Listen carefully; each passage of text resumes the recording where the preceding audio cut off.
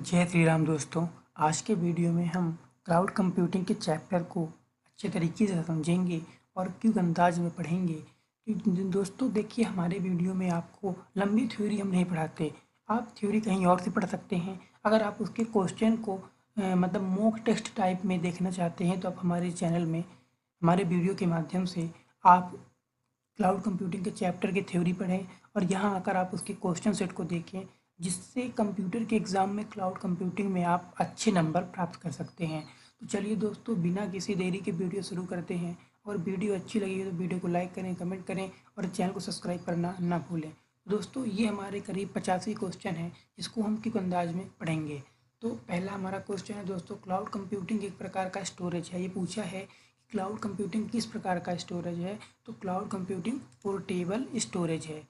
फिर दूसरा क्वेश्चन क्या है, क्लाउड कंप्यूटिंग को हिंदी में कहते हैं, क्लाउड कंप्यूटिंग को हिंदी में मेघ संगणना कहते हैं। फिर क्लाउड कंप्यूटिंग का तात्पर्य है सर्वर से। डाटा को लोकल स्टोरेज डिवाइस पर सेव करने की बजाय उसे रिमोट अर्थात दूरस्थ नेटवर्क या सर्वर पर स्टोर करके एक्सेस करने की प्रक्रिया को क्या कहते हैं, इसे हम क्लाउड कंप्यूटिंग कहते हैं। ठीक है। फिर अगला क्वेश्चन, ऐसी सर्विस जहाँ से हम डेटा को कहीं से भी, कहीं से कभी भी और किसी भी समय प्राप्त कर सकते हैं, वह क्या कहलाती है, वह क्लाउड कंप्यूटिंग कहलाती है।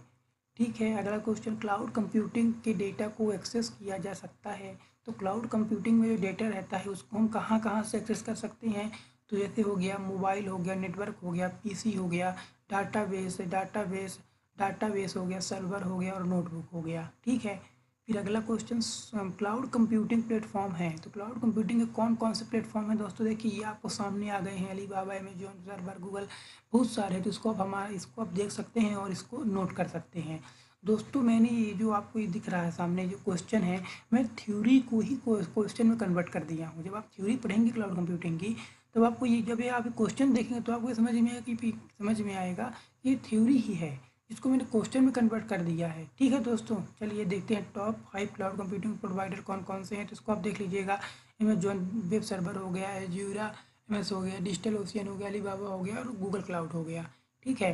फिर अगला क्वेश्चन, फिर क्लाउड कंप्यूटिंग की शुरुआत किस दशक में हुई थी। क्लाउड कंप्यूटिंग की शुरुआत 1961 के दशक में हुई थी। ठीक है। फिर SaaS software as a service की शुरुआत किस कंपनी ने की थी, तो SaaS software as a service की शुरुआत 1999 में सेल्स फोर्स कंपनी ने की थी। फिर अमेजॉन वेब सर्वर कंपनी ने अपनी क्लाउड सर्विस प्रोवाइड की थी 2006 में। कब प्रोवाइड की थी, 2006 में। अगला क्वेश्चन, फिर कैरेक्टरिस्टिक ऑफ क्लाउड कंप्यूटिंग, तो इसको आप पढ़ लीजिएगा। ऑन डिमांड सेल सर्विस हो गया, फिर ब्रॉड नेटवर्क एक्सेस हो गया। ठीक है। फिर इसको आप देख लीजिएगा, रिसोर्स पूलिंग हो गया, रिपीट इलेस्टिसिटी ऑफ एक्सपेंशन, फिर मेच्योर्ड सर्विस, पे एज पर यूज। ठीक है। ये क्या है कि इसके क्या है, कैरेक्टरिस्टिक हैं। ये भी कभी कभी क्वेश्चन पूछ लेता है, जिसको आप देख लीजिएगा इसके ऑप्शन को। फिर अगला क्वेश्चन, क्लाउड कंप्यूटिंग आर्किटेक्चर कितने भागों में डिवाइड है, तो कितने कितने भागों में डिवाइड है, 2 भागों में। पहला है फ्रंट एंड, दूसरा है बैक एंड। फिर अगला क्वेश्चन, क्लाउड कंप्यूटिंग में फ्रंट एंड होता है। क्लाउड कंप्यूटिंग में फ्रंट एंड कौन कौन से होते हैं, तो user side, client side, web server, web browser और एप्लीकेशन इंटरफेस और सर्विसेज। फिर अगला क्वेश्चन, क्लाउड कंप्यूटिंग कॉन्सेप्ट में बैक एंड क्या होता है, तो क्लाउड कंप्यूटिंग कॉन्सेप्ट में service provider, cloud computing vendor. अगला क्वेश्चन, ऐसी सुविधा है जिसके माध्यम से data backup, data access anywhere any time access, data in phone, data security आदि सुविधाएं या लाभ हैं, उसको क्या कहते हैं, उसको हम क्लाउड कंप्यूटिंग कहते हैं। ठीक है। अगला क्वेश्चन, क्लाउड कंप्यूटिंग की क्या हानि है, तो internet requirement and user has a limited control in a database.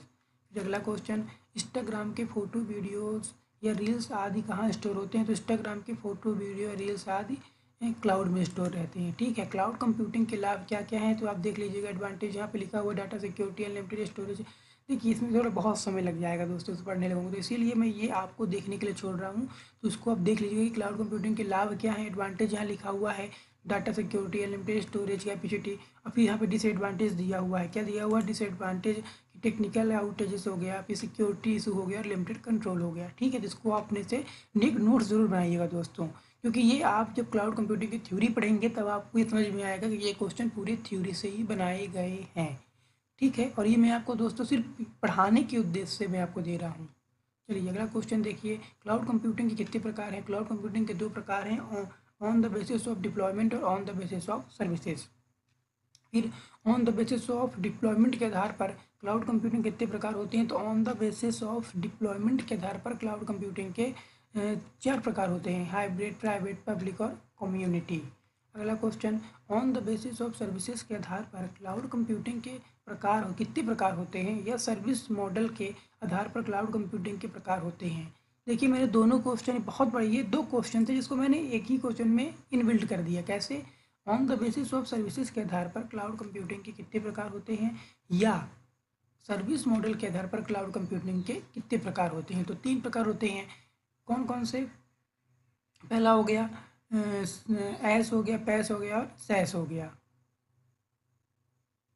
फिर अगला क्वेश्चन, ऐसी क्लाउड कंप्यूटिंग सर्विस जिसको कोई भी यूजर पर यूजर के हिसाब से पैसे देकर उपयोग कर सकता है और इसको थर्ड पार्टी जैसे गूगल, माइक्रोसॉफ्ट और अमेजोन आदि मैनेज करती हैं, और इसमें यूजर डेटा को स्टोर और एक्सेस भी कर सकता है। इस क्लाउड कंप्यूटिंग इस क्लाउड को एक ही समय प्रयोग किया जाता है, ये होती है पब्लिक क्लाउड। ठीक है, अगला question, type of public cloud होते हैं। तो टाइप ऑफ पब्लिक क्लाउड कौन कौन से होते हैं? तो माइक्रोसॉफ्ट एज्यूरी हो गया, फिर अमेजोन वेब सर्विस हो गया, फिर गूगल क्लाउड हो गया, गूगल क्लाउड प्लेटफॉर्म हो गया, और IBM क्लाउड हो गया। फिर प्राइवेट क्लाउड के अन्य नाम हैं। तो प्राइवेट क्लाउड का नाम क्या है? इंटरनल या कॉरपोरेट क्लाउड। फिर क्लाउड है जिसका उपयोग एक क्लाउड है जिसका उपयोग प्राइवेट कंपनी अपने डेटा को मैनेज करने के लिए करती है, जिसमें सिक्योरिटी अधिक होती है और जिसमें डेटा को सुरक्षित करने के लिए फायरवॉल का उपयोग होता है, और इसमें यूजर डाटा को स्वयं मैनेज कर सकता है, क्लाउड कहलाता है। तो ये ऐसा क्लाउड कौन सा होगा जिसमें यूजर स्वयं मैनेज कर सकता है, जिसका उपयोग प्राइवेट कंपनी करती है, तो वो होगा प्राइवेट क्लाउड। और जिसको आम व्यक्ति उपयोग करता है वो कौन सा होगा? वो पब्लिक क्लाउड होगा। अब थोड़ा इसको देखते हैं यहाँ पर क्या लिखा हुआ है दोस्तों।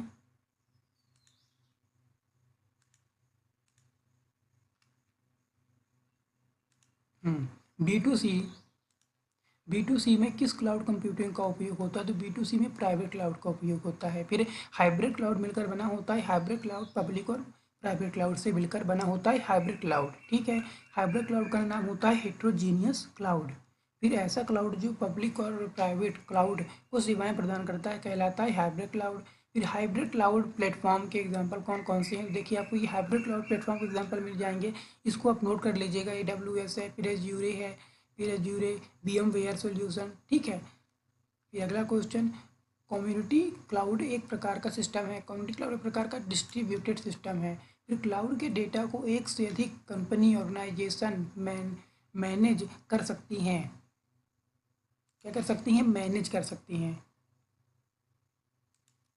मैनेज कर सकती हैं। तो ये पूछा है कि ये सब क्वेश्चन का पूछने का मतलब ये है कि किस क्लाउड के डेटा को एक से अधिक कंपनी ऑर्गेनाइजेशन मैनेज कर सकती हैं? तो डिस्ट्रीब्यूटेड क्लाउड के डेटा को। फिर क्लाउड जो अन्य क्लाउड से सस्ता एवं सुरक्षा के मामले में अच्छा होता है कहलाता है डिस्ट्रीब्यूटेड क्लाउड। फिर किस क्लाउड को बहुत सारी कंपनी प्राप्त कर सकती है और इसके डेटा को शेयर भी कर सकती है कहलाती है कम्युनिटी क्लाउड। कम्युनिटी क्लाउड के डेटा को बहुत सारी कंपनी प्राप्त कर सकती है, शेयर भी कर सकती है। ठीक है, फिर ये हमारा देखिए दोस्तों, मैंने एक चार्ट तैयार किया है जिसमें इस चार्ट में आपको देखिए जो भी मतलब कि आपको यहाँ पे क्लाउड मिल जाए, public cloud, private cloud, hybrid cloud, इसके फैक्टर्स मिल जाएंगे। सिक्योरिटी, इसमें सिक्योरिटी क्या है? लेस है, इसमें मोस्ट सिक्योर है, ये बहुत ज़्यादा सिक्योर है। स्केलेबिलिटी क्या है? हाई स्केलेबिलिटी, लिमिटेड स्केलेबिलिटी और हाईली स्केलेबिलिटी। तो दोस्तों आपको जब आप ये चार्ट अगर आप देख लेते हैं, ये शॉर्ट चार्ट है, इसको अगर आप अच्छे तरीके से पढ़ लेंगे तो आपको एक शॉर्ट नॉलेज हो जाएगा पब्लिक, प्राइवेट और हाइब्रिड क्लाउड के बारे में। ठीक है, तो इसको आप दोस्तों आप नोट कर लीजिएगा। मैं आपको ऐसे थोड़ा सा रुक रहा हूँ, आप स्क्रीनशॉट ले लीजिए और इसको आप क्या है अच्छे तरीके से तैयार कर लीजिएगा। तो ये आपको एक शॉर्ट फॉर्म में पता चल जाएगा तीनों क्लाउड के बारे में। चलिए अगला क्वेश्चन देखते हैं कि एस ये है एस को अन्य नाम से भी जाना जाता है, जिसमें यूजर को उपयोग के अनुसार पैसे देने पड़ते हैं। तो हैश के नाम से, हैश को हम किसके नाम से जानते हैं? हैश के नाम से। फिर सैस पैस लैस का फुल फॉर्म क्या होता है, तो सैस का सॉफ्टवेयर एज सर्विस, पैस का platform as a service, IaaS का इंफ्रास्ट्रक्चर एज अ सर्विस। फिर एस को अन्य किस नाम से जाना जाता है, एस को हैश के नाम से, हार्डवेयर एज सर्विस के नाम से जाना जाता है। एस के अंतर्गत यूजर को कौन सी सर्विस दी जाती है, तो एस के अंतर्गत यूजर को hardware, web service, database, networking और स्टोरेज की सर्विस दी जाती है। फिर ऐसी सर्विस जिसमें यूजर को यूज के अकॉर्डिंग पैसे देने पड़ते हैं, ऐसी कौन सी सर्विस है जिसमें यूजर को यूज के अकॉर्डिंग पैसे देने पड़ते हैं, तो इंफ्रास्ट्रक्चर एज अ सर्विस। फिर एस के उदाहरण कौन कौन से हैं, तो आप यहाँ देख सकते हैं Azure, AWS, EC2, लिंडो, Oracle cloud, तो ये सभी आप देख लीजिएगा। फिर अगला क्वेश्चन, फिर एक सर्विस प्रोवाइडर होता है जिसका उपयोग वेब डेवलपर के द्वारा कस्टमाइज एप्लीकेशन बनाने, मैनेज और डिलीवर करने में किया जाता है, तो PaaS platform as a service. Example of PaaS कौन कौन से होते हैं, तो AWS, Lambda, Google app engine, इसको आप देख लीजिएगा एग्जाम्पल ऑफ पैस कौन कौन से हैं, ठीक, इसको पढ़ लीजिएगा। फिर अगला क्वेश्चन, ऐसी सर्विस जिसमें एज और पैस दोनों की सेवाएं सम्मिलित रहती हैं कहलाता है सैस। फिर ऐसी सर्विस जिसमें एप्लीकेशन को रन करने की ज़रूरत नहीं होती है, वह इसमें सॉफ्टवेयर या एप्लीकेशन वेब ब्राउज़र में अपने आप रन होता रहता है, तो SaaS software as a service. फिर एक स्पेशल सर्विस होती है जिसका इस्तेमाल इंटरनेट पर एप्लीकेशन और सेवाओं को डिस्ट्रीब्यूट करने के लिए किया जाता है, तो SaaS software as service. Example कौन कौन से हैं, तो सॉफ्टवेयर एज सर्विस एग्जांपल ये आपको बहुत सारे हैं, देखिए आपको ये मिल जाएंगे। माइक्रोसॉफ्ट 365, गूगल एप्स हो गया, गो टू मीटिंग हो गया, जिसको आप सभी को लिख लीजिएगा, क्योंकि जब कंप्यूटर के कोई भी एग्जाम होगा तो अगर उसमें क्लाउड कंप्यूटिंग का क्वेश्चन आएगा तो उसी प्रकार पूछेगा कि माइक्रोसॉफ्ट 365, गूगल एप्स और गो टू मीटिंग किसका एग्जाम्पल है, तो आपको पता होना चाहिए कि भाई ये सॉफ्टवेयर एज अ सर्विस के एग्जाम्पल हैं। फिर अगला क्वेश्चन दोस्तों, इंड यूजर के लिए कौन सी सर्विस होती है, इंड यूजर के लिए सहज होती है। डेवलपर के लिए कौन सी सर्विस होती है, तो डेवलपर के लिए पैस होती है। फिर नेटवर्क आर्किटेक्चर के लिए कौन सी सर्विस होती है, नेटवर्क आर्किटेक्चर के लिए पैस होती है, सॉरी एस होती है, कौन कौन सी, एस। इसके अंतर्गत कौन कौन सर्विस आती हैं, AWS हो गया, गूगल क्लाउड हो गया, माइक्रोसॉफ्ट एज्यूर हो गया, IBM क्लाउड हो गया। फिर सबसे ज़्यादा कंट्रोल किस सर्विस में होता है, सबसे ज़्यादा कंट्रोल एस में होता है, किसमें, एस में। देखिए इसमें जो है सबसे ज़्यादा कंट्रोल पूछा है, तो सबसे ज़्यादा कंट्रोल पहले होगा एस में होगा, फिर उसके बाद फिर पैस में होगा, प्लेटफॉर्म एज सर्विस, फिर उसके बाद सॉफ्टवेयर एज सर्विस, ठीक है। तो ये पहले नंबर पे ये आएगा, दूसरे नंबर पर पैस आएगा, तीसरे नंबर पर सैस आएगा। इसके एग्जाम्पल भी आपको यहाँ पर लिख दिया गया है, ठीक है। मैं दोस्तों एग्जाम्पल नहीं पढ़ रहा हूँ जिससे वीडियो बहुत लंबी हो जाएगी, और देखिए आप बहुत लंबी वीडियो देखना एक सिर दर्द होता है, तो इसीलिए मैं की अंदाज में जल्दी जल्दी आपको बता रहा हूँ, जिससे आप सुन लेंगे, नोट्स बना लेंगे तो आपको याद हो जाएगा। अगला क्वेश्चन, किसी क्लाउड कंप्यूटिंग योजना में कितने चरण होते हैं। देखिए कोई अगर क्लाउड कंप्यूटिंग योजना है तो उसको बनाने से पहले इसमें कितने चरण होते हैं, तो कौन कौन से चरण होते हैं, शॉर्ट फॉर्म में DPS, स्ट्रेटजी फेज हो गया, प्लानिंग फेज हो गया और डिप्लॉयमेंट फेज हो गया, ठीक है। अगला क्वेश्चन, जो भी समस्याएं हैं, यहाँ समस्याएं लिखा है दोस्तों, जो भी समस्याएं क्लाउड कंप्यूटिंग प्लानिंग के दौरान होती हैं उन्हें किस फेज में डिस्कस किया जाता है। थोड़ा ये क्वेश्चन गलत है, इसको सुधार लीजिएगा, मैं फिर से पढ़ रहा हूँ। जो भी समस्याएं क्लाउड कंप्यूटिंग प्लानिंग के दौरान होती हैं उन्हें किस फेज में डिस्कस किया जाता है, इस फेज में डिस्कस किया जाता है, तो रणनीति फेज मतलब स्ट्रेटजी फेज में। अगला क्वेश्चन, क्लाउड कंप्यूटिंग के प्रथम चरण में होने वाली समस्याओं को कितने चरणों में विश्लेषण करते हैं, तो 2 चरणों में, क्लाउड क्लाउड वैल्यू प्रिपोजिशन और क्लाउड स्ट्रेटजी। फिर प्लानिंग फेज में कितने चरण होते हैं, तो प्लानिंग फेज में 4 चरण होते हैं। बिजनेस आर्किटेक्चर हो गया, business architecture, quality of service हो गया, quality of service, IT architecture हो गया, ट्रांसफॉर्मेशन प्लानिंग। डिप्लॉयमेंट फेज में कितने चीज़ें शामिल होती हैं, डिप्लॉयमेंट फेज में क्लाउड प्रोवाइडर हो गया और मेंटेनेंस एंड टेक्निकल सर्विस हो गया, 2, ठीक है। फिर क्लाउड कंप्यूटिंग प्रदाता का चयन किस आधार पर किया जाता है, तो SSLA सर्विस लेवल एग्रीमेंट या सेवा स्तर समझौते के आधार पर। क्लाउड स्टोरेज की कीमत निर्धारित करने वाले 3 मुख्य चरण कौन कौन से हैं, मुख्य चर कौन कौन से हैं, तो देखिए इसके CTN मतलब कैपेसिटी, ट्रांजेक्शन और नेटवर्किंग, तो इसको आप शॉर्ट फॉर्म में CTN लिख सकते हैं। हाँ, तो अगला क्वेश्चन दोस्तों, क्लाउड माइग्रेशन क्या होता है? तो वेरियस डेटा को एक क्लाउड से दूसरे क्लाउड में ले जाना, मतलब बहुत सारे डेटा को एक क्लाउड से दूसरे क्लाउड में ले जाना क्लाउड माइग्रेशन कहलाता है। फिर क्लाउड कंप्यूटिंग के प्रथम चरण में होने वाली समस्याओं को कितने चरणों में विश्लेषण करते हैं? तो उसको हम करते हैं 2 चरणों में। पहला होता है क्लाउड वैल्यू प्रिपोजिशन, दूसरा होता है क्लाउड स्ट्रेटजी। 7R क्या है? 7R क्या है? 7R क्लाउड माइग्रेशन स्ट्रेटजी है। फिर 7R, the 7R of the cloud migration कौन कौन से होते हैं? तो 7R जो ये क्लाउड, इसमें क्लाउड माइग्रेशन स्ट्रेटजी है, इसको आप देख लीजिए कौन कौन से होते हैं। तो ये होते हैं रिटायर, रिटेन, रिहोस्ट, रीलोकेट, रीपरचेज, रीप्लेटफॉर्म, रीफैक्टर और री आर्किटेक्ट। ठीक है, इसे रीफैक्टर और स्लैश लगा हुआ है, री आर्किटेक्ट। रिहोस्ट को ही कहते हैं, रिहोस्ट को ही लिफ्ट और शिफ्ट कहते हैं। अगला क्वेश्चन, जो एप्लीकेशन आप प्रयोग कर रहे हैं या जो डाटा आप सर्वर पर ले जाना चाहते हैं बिना बदलाव किए अर्थात बिना बदलाव किया डेटा को फिर से उसी जगह ले जाना रीहोस्ट कहलाता है। रीहोस्ट मतलब लिफ्ट और शिफ्ट। रीलोकेट को कहते हैं, रीलोकेट को हम हाइपर विजन लेवल लिफ्ट और शिफ्ट कहते हैं। फिर रिहोस्ट को ही कहते हैं, रिहोस्ट को ही रीलोकेट कहते हैं। रिफैक्टर क्या होता है? सर्विस को अपडेट करना रिफैक्टर कहलाता है। फिर जो सर्विस आपने पहले ली थी, यदि आप उसमें संतुष्ट नहीं हैं, यदि आप उससे संतुष्ट नहीं हैं, तो पुनः उसी सर्विस को लेना रीपरचेज कहलाता है। फिर ऐसा क्लाउड जहां आपको कंप्यूटर के सारे कंपोनेंट मिलते हैं कहलाता है वीएम वर्चुअल मशीन। फिर ज़रूरी चीज़ों को क्लाउड में ले जाना और जो ज़रूरी नहीं है उसको बनाए रखना रिटेन कहलाता है। फिर ऐसा डेटा जो यूजफुल नहीं है और जिनके प्रयोग से क्लाउड स्टोरेज फुल हो रही है उनको हटाना कहलाता है रिटेन। रिटायर क्या कहलाता है? रिटायर। ठीक। क्लाउड कंप्यूटिंग के जनक कौन है? क्लाउड कंप्यूटिंग के जनक JCR लिक लायर्ड हैं। कौन है? लिक लायर्ड हैं। अगला क्वेश्चन, क्लाउड सिक्योरिटी के उपयोग के उपाय क्या है? क्लाउड सिक्योरिटी के उपाय क्या है? इनक्रप्शन, फायरवॉल और स्ट्रॉन्ग पासवर्ड। अगला क्वेश्चन, क्लाउड कंप्यूटिंग में वह सेवा मॉडल कौन सा है जिसमें यूजर को वर्चुअल मशीन, स्टोरेज और नेटवर्किंग की सुविधा मिलती है? तो कौन सा है? Infrastructure as a service. निम्न में से कौन सी विशेषता क्लाउड कंप्यूटिंग में यूजर को बिना मानव हस्तक्षेप के संसाधन प्राप्त करने की सुविधा देती है? तो ऑन डिमांड सेल्फ सर्विस। फिर कौन सा सॉफ्टवेयर एज अ सर्विस का एग्जाम्पल है? तो माइक्रोसॉफ्ट ऑफिस 365। इसी प्रकार के क्वेश्चन आएंगे दोस्तों आपको। दोस्तों जितने भी एस, पैच और सैच हैं सभी के एग्जाम्पल आपको याद करना होगा। ठीक है। अगला क्वेश्चन, किस क्लाउड कंप्यूटिंग में डेवलपर केवल एप्लीकेशन पर ध्यान देता है और ओएस का मैनेजमेंट नहीं करता? तो प्लेटफॉर्म एज अ सर्विस में। फिर कौन सा सॉफ्टवेयर एज अ सर्विस का उदाहरण है? तो माइक्रोसॉफ्ट 365। भी थोड़ा रिपीट हो गया है। फिर किस क्लाउड कंप्यूटिंग में मल्टी टेंडेंसी अवधारणा किस विशेषता से संबंधित है? तो रिसोर्स पूलिंग से।